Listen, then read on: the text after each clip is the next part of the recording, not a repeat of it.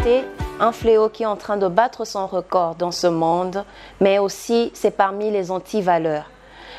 À l'époque, jadis, à l'époque de nos ancêtres, nous l'appelions la polygamie.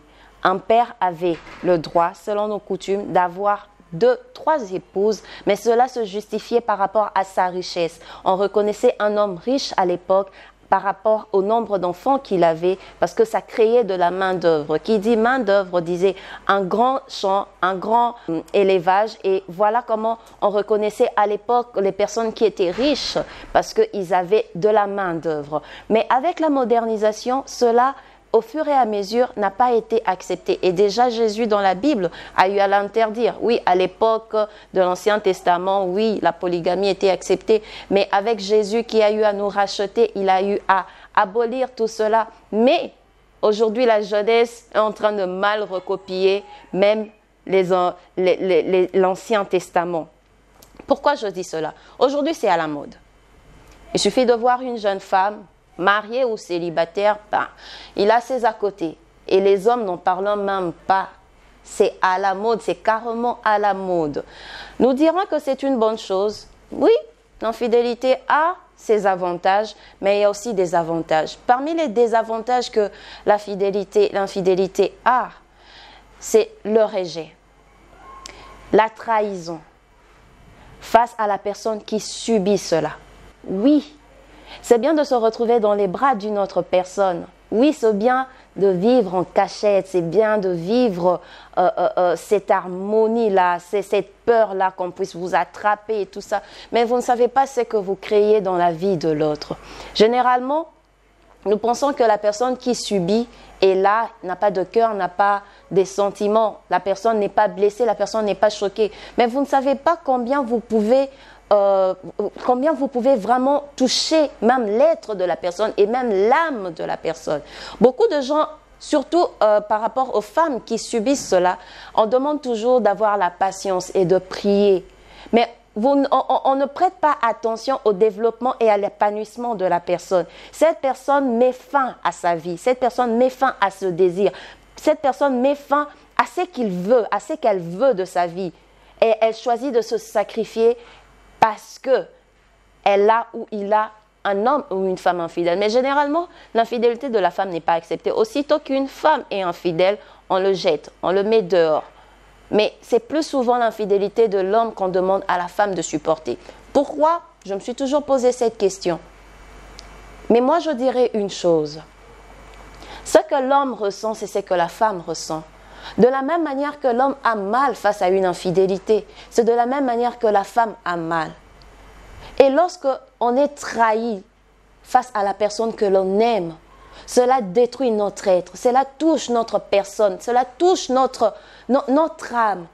Cela nous réduit parce qu'on se pose la question, qu'est-ce que l'on n'a pas? Qu'est-ce que l'on n'a pas fait? Qu'est-ce que nous n'avons pas pu faire? Ne suis-je pas belle? Ne suis-je pas assez? Ne suis-je pas intelligente?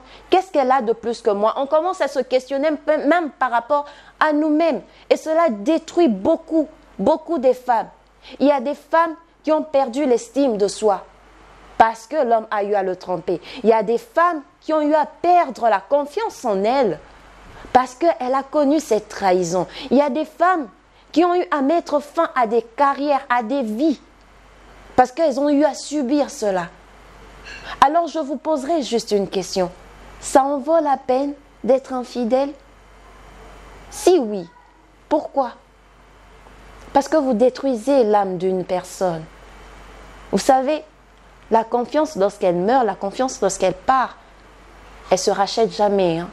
Même si aujourd'hui vous repartez sur des bonnes bases, ça ne sera jamais comme auparavant. Parce qu'il y a quelque chose qui s'est brisé.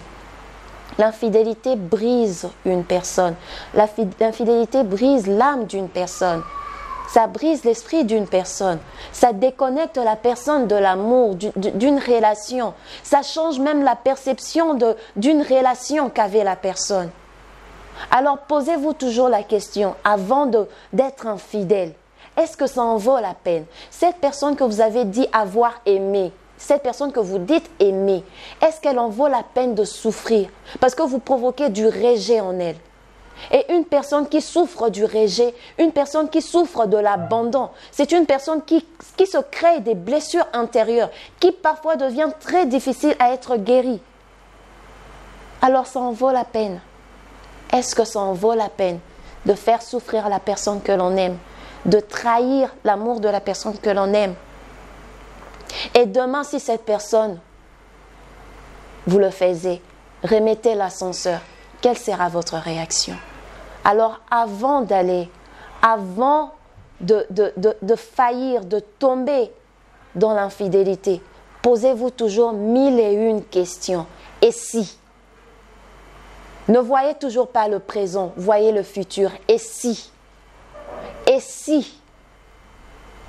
Et c'est par là que nous aurons beaucoup de personnes qui pourront mettre des limites. Oui, nous sommes tous tentés, hein? Les hommes comme les femmes. La tentation, ça ne manque jamais. Mais nous avons le choix. Le choix de se laisser tenter, le choix de tomber dans la tentation ou le choix de fuir la tentation.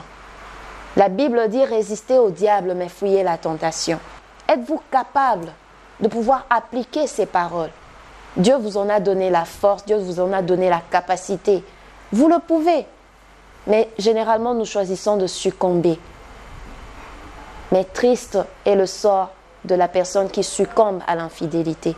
Parce que trop souvent, nous détruisons des familles, nous détruisons des vies, nous détruisons de l'avenir, nous détruisons des étoiles. Alors, est-ce que ça en vaut la peine?